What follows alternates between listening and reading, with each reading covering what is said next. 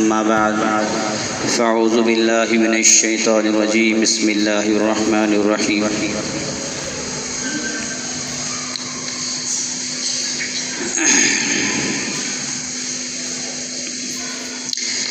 يا أيها الذين آمنوا لا تتبعوا خطوات الشيطان إنه لكم عدو مبين صدق اللہ مولانا العظیم۔ میرے محترم بزرگوں اور عزیز دوستو، اللہ کا بڑا کرم و احسان، اللہ نے ہمیں اہل ایمان میں سے بنایا۔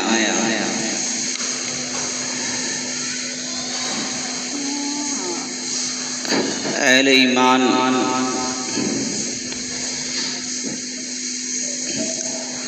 میں سے ہونا امت محمدیہ صلی اللہ علیہ وسلم کے ہمیں فخر حاصل ہونا، یہ بہت بڑی چیز ہے۔ یوں تو دنیا میں انبیاء کرام کا ایک بہت لمبا سلسلہ ہے،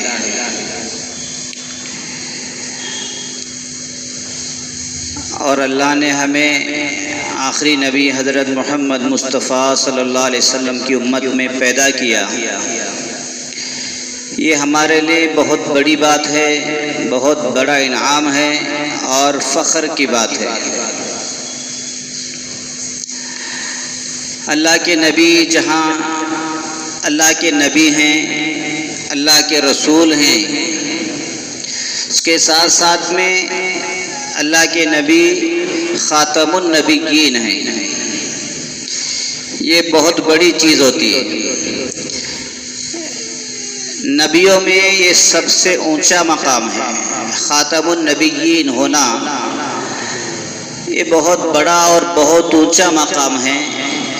یہ صرف اللہ کے نبی کو مقام ملا ہے، یہ رتبہ ملا ہے، یہ عہدہ دیا ہے، یہ منصب دیا ہے، ورنہ جتنے بھی انبیاء کرام تشریف لائے آدم علیہ السلام سے لے کر عیسیٰ علیہ السلام تک، کوئی نبی بن کر کے آیا ہے، کوئی رسول بن کر کے آیا ہے، کوئی اپنی نئی شریعت لے کر کے آیا ہے، کوئی پچھلے والی نبی ہی کی شریعت کو آگے لے کر کے چلنے والا یا اسی کی دعوت دینے والا نبی بنا کر کے بھیجا ہے۔ لیکن اللہ کے نبی کو ان تمام خصوصیات کے ساتھ ساتھ خاتم النبیین بھی بنایا ہے۔ اسی لیے اللہ کے نبی نے اپنی حیات میں ہی فرما دیا، لا نبی بعدی، میرے بعد کوئی نبی نہیں ہوگا۔ یہ بہت بڑی چیز ہے۔ اللہ نے ہمیں اللہ کی نبی کی امت میں پیدا کیا ہے، ایسی امت میں کہ اللہ کے نبی کے بعد کوئی نبی نہیں آئے گا۔ ہمیں صرف اسی کلمے کو پڑھنا ہے قیامت تک کے لیے، ورنہ ایسا بھی ہوتا تھا کہ ایک نبی پر ایمان لائے ہیں، وہ نبی دنیا سے رخصت ہو گئے، دوسرے نبی تشریف لے آئے، اب ان پر ایمان لانا، ان کا کلمہ پڑھنا، یہ ایک سلسلہ تھا۔ لیکن ہم جب سے پیدا ہوئے ہیں 1400 سال ہو گئے، کلمہ یہ بدلا نہیں ہے اور نہ قیامت تک بدلے گا۔ لا الہ الا اللہ محمد الرسول اللہ صلی اللہ علیہ وسلم، یہی کلمہ اب قیامت تک کے لیے آیا، اس میں کوئی تبدیلی، کوئی بدلاؤ نہیں ہوگا۔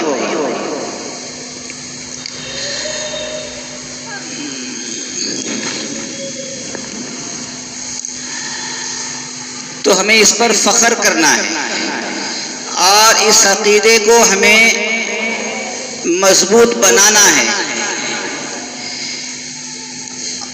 اور اس عقیدے کی کہ اب کوئی نبی نہیں آئے گا، اپنی اولاد کو بتانا بھی ہے، اپنی اولاد کو سمجھانا بھی ہے، ورنہ یہ قرب قیامت کا دور ہے، نہ معلوم کتنے جھوٹے نبی بن کر کے آئیں گے ہمارے سامنے کہ میں نبی ہوں، میں مہدی ہوں، میں عیسیٰ ہوں، میں فلاں ہوں فلاں ہوں۔ ایسی وہ جادوگری دکھائیں گے کہ آپ سمجھیں گے کوئی کرامت دکھا رہا ہے، کوئی معجزہ دکھا رہا ہے، اس کے چکر میں آ جائیں گے، ایمان کھو بیٹھے گے۔ بس ہمیں یہ معلوم ہونا چاہیے کہ ہم آخری نبی کے امتی ہیں، اب اللہ کے نبی کے بعد کوئی نبی نہیں آئے گا۔ اس عقیدے کو مضبوطی سے تھامے رہنا ہے، اس پر قائم رہنا ہے۔ ہر نبی اپنے بعد والے نبی کی بشارت دیتا گیا کہ میرے بعد نبی آئیں گے۔ من بعد اسمہ احمد، حضرت عیسیٰ علیہ السلام اللہ کے نبی کی خوشخبری دے رہے ہیں، اللہ کی نبی کی بشارت دے رہے ہیں کہ میرے بعد ایک نبی آئیں گے جن کا نام احمد ہوگا۔ اللہ کے نبی کا نام جہاں محمد ہے وہیں احمد بھی ہے۔ لیکن اللہ کے نبی نے کیا فرمایا؟ یہ نہیں بتایا کہ میرے بعد بھی کوئی نبی آئیں گے، بلکہ یہ فرمایا کہ میرے بعد کوئی نبی نہیں آئے گا، مجدد آتے رہیں گے۔ ہاں، ایک نبی آئیں گے جن کا نام عیسیٰ علیہ السلام ہے قرب قیامت میں، اس لیے کہ وہ زندہ ہی آسمانوں پر اٹھائے گئے، وہ آسمانوں پر ہیں۔ قرب قیامت میں جب دجال وغیرہ نکلے گا اس وقت وہ آسمان سے آئیں گے، کسی کے ماں کے پیٹ سے نہیں پیدا ہو۔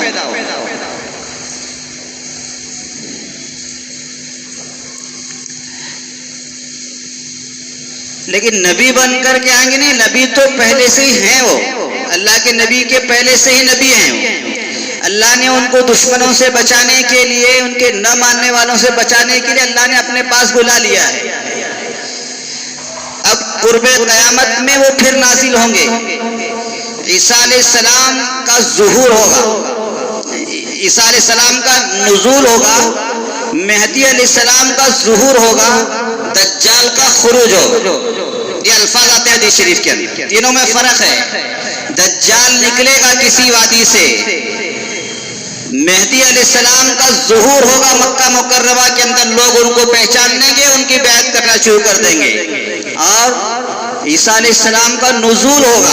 نزول جو ہوتا ہے وہ زمین سے نہیں ہوتا، وہ آسمان سے ہوتا ہے۔ چنانچہ عیسیٰ علیہ السلام کا آسمان سے نزول ہوگا، دمشق کے اندر مینارے پر سے اتریں گے، تو وہ آخری نبی یعنی اللہ کے نبی کے بعد وہ آسمان سے اتریں گے جو پہلے سے ہی نبی ہیں۔ اس لیے بعض لوگ کیا کرتے ہیں، ہاں میں وہی تو ہوں جو آسمان سے اترے، عیسیٰ۔ اب بیچارے کو یہ نہیں پتا کہ عیسیٰ علیہ السلام کہاں اتریں گے، کس وقت اتریں گے، ان کے اترنے کا زمانہ کیسا ہوگا، وہ کن حالات میں اتریں گے۔ اس وقت مہدی علیہ السلام ہوں گے، دجال ہوں گے، دنیا کی حالات عجیب و غریب ہوں گے، انہیں یہ نہیں پتا، بس اپنے آپ کا دعویٰ کرنا ہے کہ میں عیسیٰ مسیح ہوں۔ اور بیچارے جو نہ جاننے والے لوگ ہوں گے کہ چکر میں آ جائیں گے، ان کے بہکائے میں آ جائیں گے۔ اس لیے ہمیں سب سے پہلے اللہ کے نبی کی جو سب سے بڑی صفت خاتم النبیین، یعنی اللہ کے نبی کی ذات پر نبوت کے سلسلے کو ختم کر دیا گیا، مہر لگا دی گئی۔ اب اللہ کے نبی کے بعد کوئی نیا نبی نہیں آئے گا، جو پرانے عیسیٰ علیہ السلام ہیں وہ آئیں گے، وہ بھی قیامت کے قریب آئیں گے۔ اچھا، اگر وہ آئیں گے بھی تو وہ اللہ کے نبی ہی کی شریعت کو فالو کریں گے، چلائیں گے، وہ اپنی شریعت نافذ نہیں کریں گے۔ وہ یہ نہیں کہیں گے اب میں آ گیا ہوں دوبارہ، پھر تم لا الہ الا اللہ عیسیٰ روح اللہ کا کلمہ پڑھو، ایسا نہیں کہیں گے، بلکہ جو کلمہ لا الہ الا اللہ محمد رسول اللہ ہے وہی کلمہ جاری ہوگا۔ مہدی علیہ السلام آئیں گے، وہ بھی اسی کلمے کی تلقین کریں گے، اسی کلمے کی دعوت دیں گے۔ تو ہمارے پاس سب سے بڑا عقیدہ، آج کل فتنے بہت زیادہ چل رہے ہیں اور لوگ فتنوں میں مبتلا ہو رہے ہیں۔ ہمارے آس پاس میں، اڑوس پڑوس میں یہ فتنے چل رہے ہیں۔ یہ ہمارا بنگلور کتنا دور ہے، مہاراشٹر کتنا دور ہے، یہ بڑے بڑے شہروں میں کیپٹل سٹی جو ہوتی ہے وہاں پر یہ فتنے چل رہے ہیں۔ یہ جو ایجوکیٹڈ لوگ ہوتے ہیں جن کو اوپر اوپر کی باتیں معلوم ہوتی وہ بہکائے میں آ جاتے ہیں. بات تو صحیح ہے، یہ دیکھو ریفرنس ہے، یہ دیکھو حوالہ ہے، یہ دیکھو فلاں کتاب ہے، یہ دیکھو قرآن میں ہے. یہ اوپر اوپر کی چیزیں بتا کر کے سامنے والے کو گول مول کر کے اس کے چکر میں آ جاتے ہیں.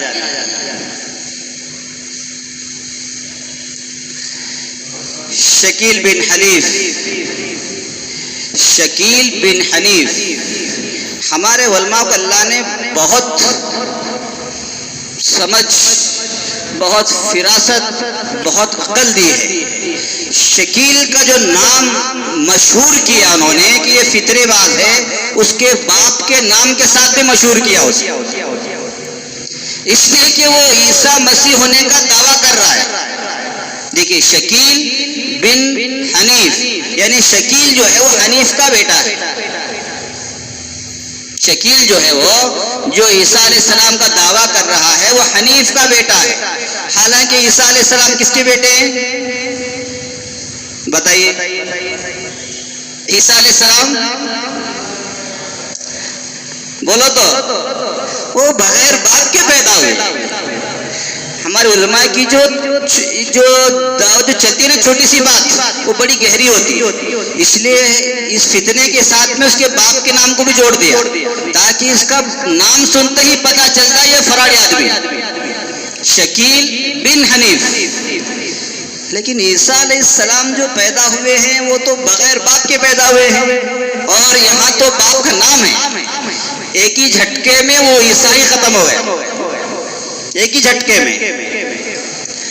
اور باقی وہ جو سلسلہ نسب ہے کہاں آئیں گے، کس کے گھرانے میں پیدا ہوں گے، پھر ان کے زمانے میں ملک کے زمانے کے دنیا کے کیسے حالات ہوں گے، ان کے زمانے میں دجال ہوگا، مہدی علیہ السلام ہوں گے، وہ بعد کی چیزیں ہیں. سب سے پہلے تو اس کے باپ پر ہی مسئلہ ہے کہ اس کا تو باپ ہے، اس لیے جب اس کا باپ ہے تو ظاہر سی بات ہے یہ عیسیٰ نہیں ہو سکتا. ہاں سامنے والے کو کچھ بھی کہہ کے بہکا دے وہ الگ بات ہے، سامنے والا بہک جائے وہ الگ بات ہے. میں اس لیے بتا رہا ہوں کہ یہ ہمارا عقیدے کا مسئلہ ہے. اس کو بھی مان لیا تو کیا فرق پڑ گیا؟ اگر وہ نیک انسان ہے، نمازیں پڑھتا ہے، روزے رکھتا ہے، ذکر کرتا ہے، تلاوت کرتا ہے، وہ بھی قرآن ہی کو مانتا ہے، اسے بھی مان لیا تو کیا فرق پڑ گیا؟ بہت کچھ فرق پڑے گا. یہ ہمارا عقیدے کا مسئلہ ہے کہ اللہ کے نبی سب سے آخری نبی ہیں. اگر کوئی یہ کہہ دے نہیں میرا ایک باپ نہیں میرے دو باپ ہیں، یہ کوئی برداشت نہیں کر سکتا. اس لیے کہ یہ نسل کا مسئلہ ہے، یہ نسب کا مسئلہ ہے. کوئی بھی انسان کتنا بھی گرا ہوا ہو اس چیز کو برداشت نہیں کر سکتا. اسی طرح سے ایک مسلمان یہ برداشت نہیں کر سکتا کہ نبی کے بعد میں کوئی نبی آ جائے اور وہ نبوت کا دعویٰ کرے کہ میں بھی نبی ہوں، اسے کوئی برداشت نہیں کرے گا ایک مسلمان. اسی لیے اللہ کے نبی کی نبوت پر، خاتم النبیین پر، ختم نبوت پر مسلمانوں نے جانیں قربان کی ہیں، جیلوں کو گئے ہیں، بڑی لمبی لمبی سزائیں کاٹی ہیں خاتم النبیین کے لفظ پر.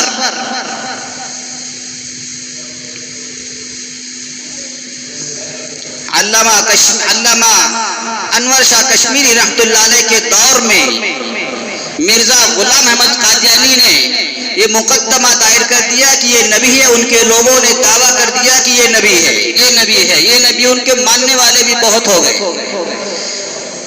جب پڑوس ملک کی عدالت میں یہ مسئلہ پیش آیا، کورٹ میں سب دلائل دیے جانے لگے. ایک عورت نے دعویٰ کیا، عورت نے، کہ میرا شوہر قادیانی ہو گیا. ایک مسلمان عورت جن کی شادی ہو چکی تھی اور وہ قادیانی بن گیا، یعنی مرزا غلام احمد قادیانی کو نبی مان لیا. اب ظاہر سی بات ہے جب مرزا غلام احمد قادیانی کو نبی مان لیا تو اب یہ شخص ایمان سے نکل گیا. جب یہ شخص ایمان سے نکل گیا، جو اس کے نکاح تھا، شادی ہوئی تھی جس عورت سے، وہ عورت بھی نکاح سے نکل گئی۔ اب اس عورت نے دعویٰ کیا کورٹ میں جا کر کے کہ جج صاحب، میرا شوہر قادیانی بن چکا ہے، میرا نکاح ٹوٹ چکا ہے، لہٰذا مجھے عدالت کے ذریعے اب خلا کرا دیجئے میرا، اس لیے کہ اب وہ کفر میں مبتلا ہو گیا ہے، میں صاحب ایمان ہوں، میں اللہ کے نبی کی ذات پر ایمان رکھتی ہوں، وہ خاتم النبیین ہیں، ان کے بعد کوئی نبی نہیں ہے، لیکن یہ دعویٰ کر رہا ہے مرزا غلام احمد قادیانی کا کہ وہ نبی ہے، میرے شوہر نے اسے نبی مان لیا ہے، لہٰذا وہ ایمان سے نکل چکا ہے، اور ایمان سے نکلنے کی وجہ سے میرا نکاح بھی ٹوٹ چکا ہے، اب مجھے عدالت کے ذریعے سے مجھے یہ الگ کرا دیجیے۔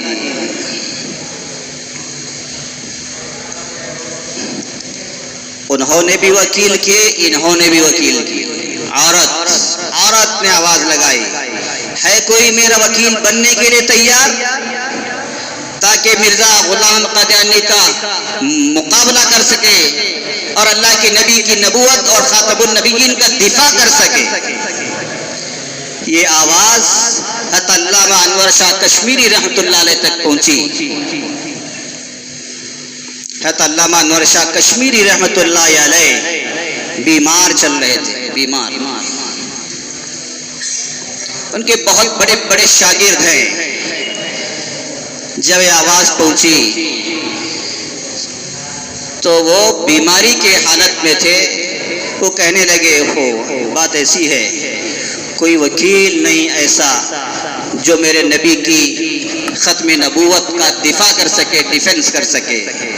انہوں نے ارادہ کر لیا کہ میں ہی چلتا ہوں، میں مقدمہ لڑوں گا، میں جا کر کے وکالت کروں گا اس عورت کی جس نے کہا کہ میرا شوہر قادیانی بن چکا ہے، اس کے نکاح سے الگ کر دیجیے۔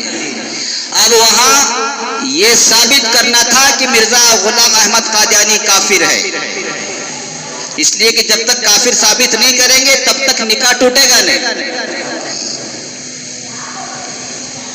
علامہ انور شاہ کشمیری رحمۃ اللہ علیہ بالکل طبیعت ٹھیک نہیں ہے، طبیعت ناساز ہے، بیمار ہیں، وہ چلنے کے لیے تیار ہو گئے کہ میں مقدمہ لڑوں گا، میں وکیل بنوں گا، میں وکالت کروں گا اس مقدمے کی۔ تو ان کے شاگرد کرنے کے، حضرت آپ کی طبیعت ٹھیک نہیں ہے، آپ بیمار ہیں، آپ کو تو ریسٹ کی ضرورت ہے، آپ کو تو آرام کی ضرورت ہے، آپ رہنے دیجئے، آپ کے شاگرد بہت بڑے بڑے شاگرد ہیں، ان کو بھیج دیجئے، کام چل جائے گا، ہم آپ کی طرف سے مقدمہ لڑیں گے، ہم دفاع کریں گے، ڈیفنس کریں گے۔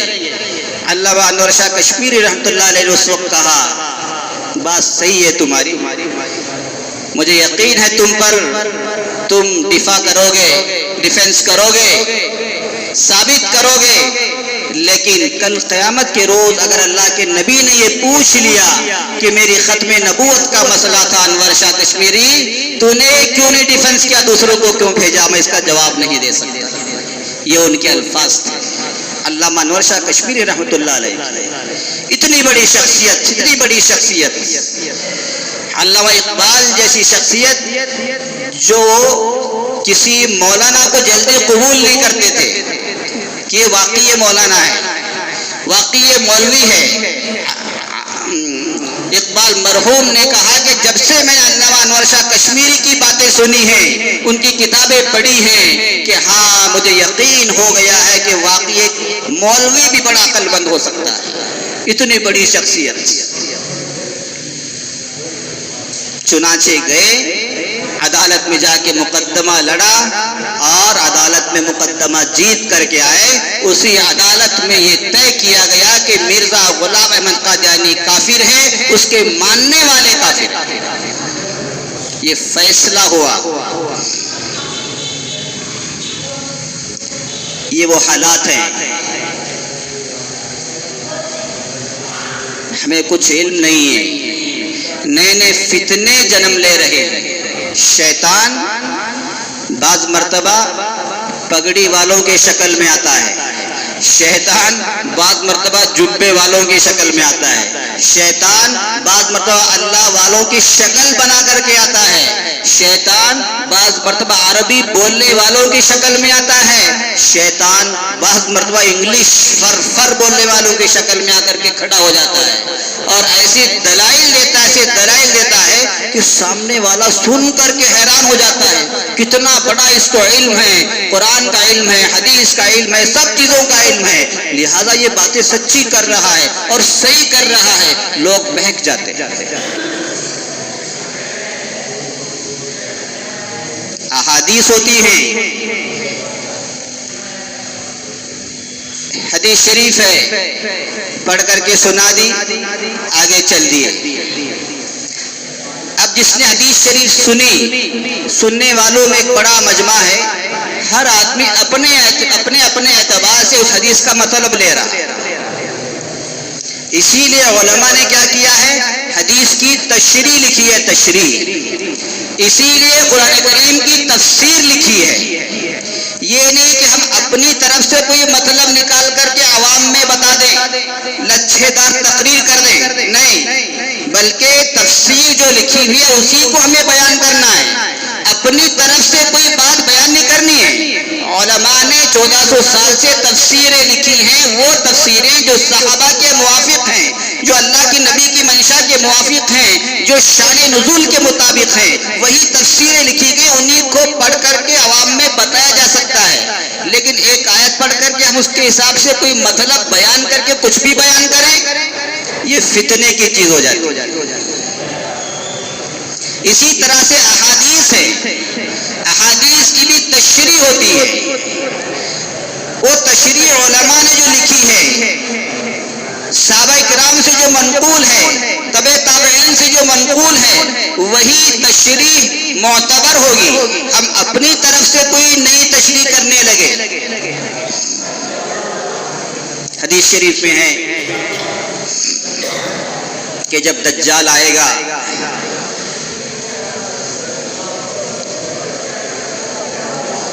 گدھے پر سوار ہوگا،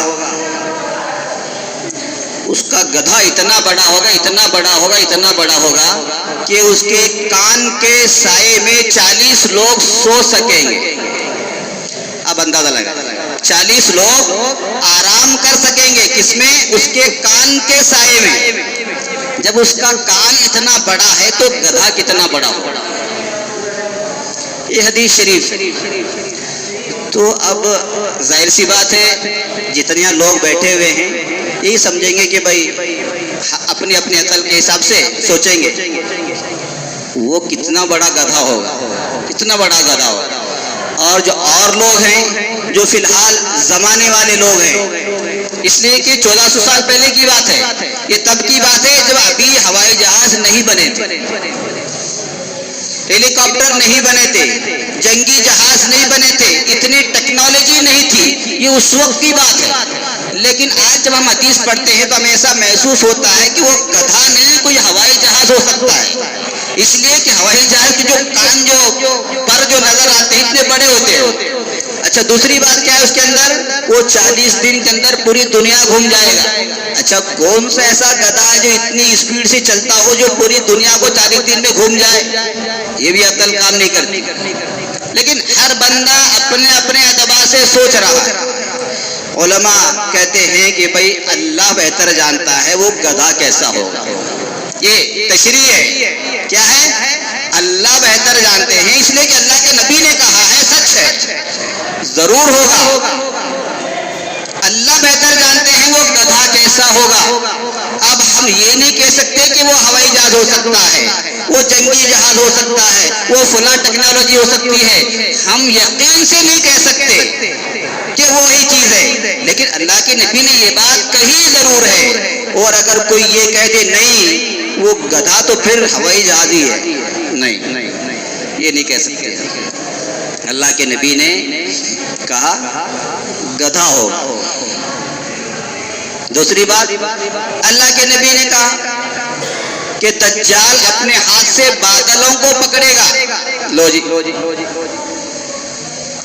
اب یہ 1400 سال پہلے جب صحابہ کرام پڑھتے تھے اس حدیث کو تو وہ یہ کہتے تھے کہ اللہ اتنی طاقت دیں گے اسے کہ وہ آسمانوں پر اڑے گا، بادلوں کو پکڑے گا. لیکن آج 1400 سال کے بعد ہمیں معلوم ہو رہا ہے کہ ہوائی جہاز آسمان یعنی بادلوں سے بھی اوپر چلتا ہے. ہوائی جہاز اوپر ہوتا ہے، بادل نیچے ہوتے ہم دیکھ رہے ہیں. تو اب دجال کے لیے اگر ہوائی جہاز میں بیٹھ کر کے جائے تو بادلوں کو پکڑنا بہت آسان ہے. لیکن صحابہ کے دور میں یہ سوچ بھی نہیں سکتے تھے کہ ہوائی جہاز بنائیں گے، اتنے اوپر جائیں گے. لیکن حدیث ہے اور اللہ کے نبی کی حدیث جھوٹی ہو نہیں سکتی. تو اب اس حدیث کا مطلب ہم یہ نہیں لے سکتے کہ اس کا مطلب ہوائی جہاز ہے، نہیں لے سکتے. تو اسی طرح سے انہوں نے کیا کہا صحابہ کرام نے، بس اللہ جانتا ہے وہ دجال کی طاقت کس انداز سے ہوگی. اللہ تعالیٰ اسے اتنی قوت اور طاقت دیں گے کہ وہ آسمانوں پر بھی جائے گا. جب وہ ہمارے ماں باپ کو بھی زندہ کر سکتا ہے اور زندہ کر کے ان سے سوال و جواب کر سکتا ہے کہ تم بولو میں کون ہوں، تو ہمارے ماں باپ قبروں سے اٹھ کر کے کہیں گے کہ آپ تو ہمارے رب ہیں. لو جی دجال کو کیا کہیں گے ہمارے ماں باپ اٹھ کر کے، آپ تو ہمارے رب ہیں. اب جب بچوں کے سامنے ماں باپ دجال کو رب مان لیں گے، اللہ مان لیں گے، تو بچے کیوں نہیں مانیں گے اسے؟ جب امی ابا بول رہے تھے ہمیں بھی تجھے رب مانتے ہیں، تو اللہ اس کو اتنی طاقت اور قوت دیں گے. اب علماء کہتے ہیں کہ ہو سکتا ہے وہ جادو کے ذریعے سے کرے، ہو سکتا ہے کہ وہ ماں باپ نہ ہوں بلکہ کوئی جنات یا شیاطین ہوں جو ان کے ماں باپ کی شکل اختیار کر کے کھڑے ہو گئے. اس لیے کہ کسی کو زندہ کرنے کی طاقت وہ اللہ کو ہے، اور اللہ کی اجازت سے عیسیٰ علیہ السلام کو اللہ نے دی تھی کہ وہ مردوں کو زندہ کر دیا کرتے تھے. تو دجال کے پاس جو آ رہی ہے ہو سکتا ہے وہ جادو کے ذریعے سے یا جنات و شیاطین کے ذریعے سے ہمارے ماں باپ کی شکل بنا کر کے ہماری اولاد کے سامنے دکھا دے، دیکھو تیرے ماں باپ مجھ کو اللہ مان رہے ہیں، رب مان رہے ہیں، تم بھی مان لو.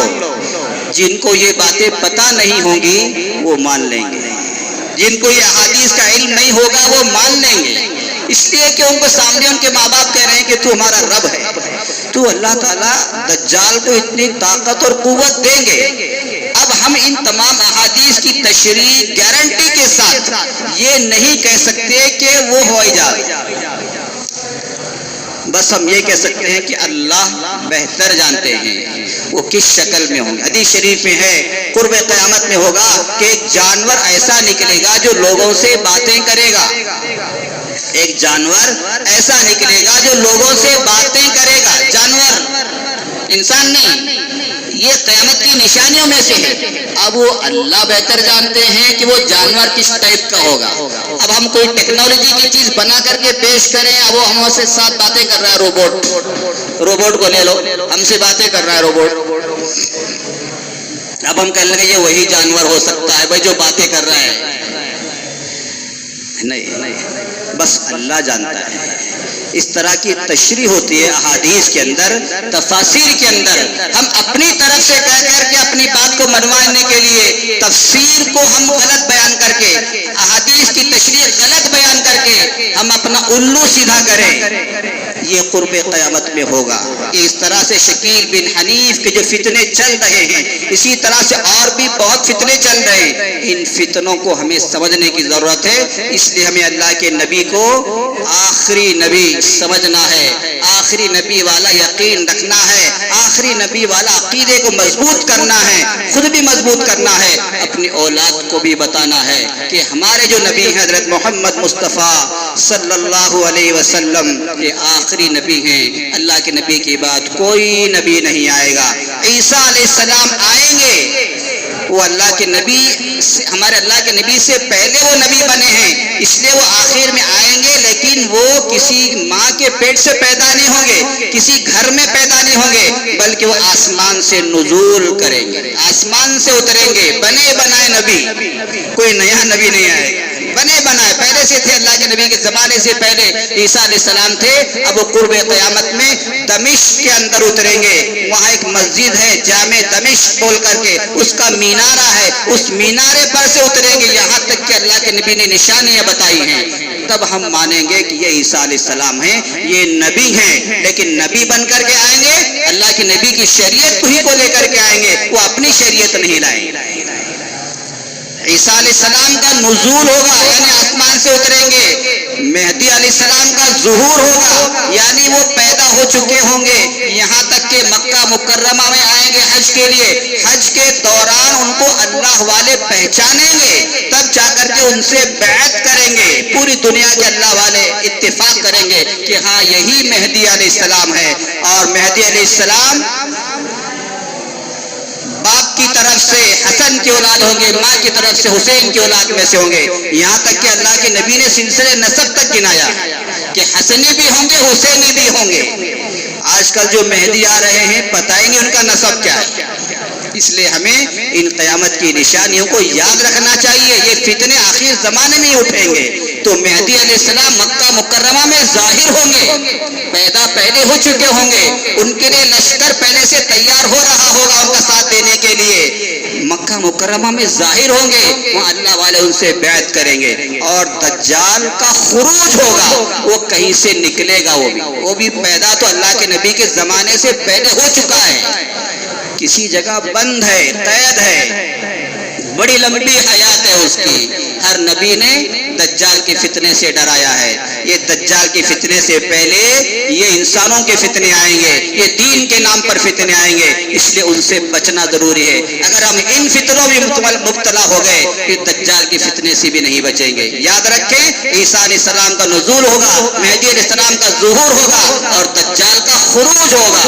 اگر کوئی پیدا ہو کر کے کہنے لگے کہ میں دجال ہوں، وہ دکھاتے رہتے ہیں نیٹ پر، ابھی بچہ پیدا ہوا اس کے ایک آنکھ ہے یہاں پر، ارے دجال تو پیدا ہو چکا ہے، اللہ کے نبی کے زمانے سے پہلے ہی پیدا ہو چکا ہے دجال، اب کہاں سے پیدا ہوگا؟ اس کا تو خروج ہوگا، کہیں سے نکلے گا، وہ کسی جگہ بند ہے وہاں سے نکلے گا۔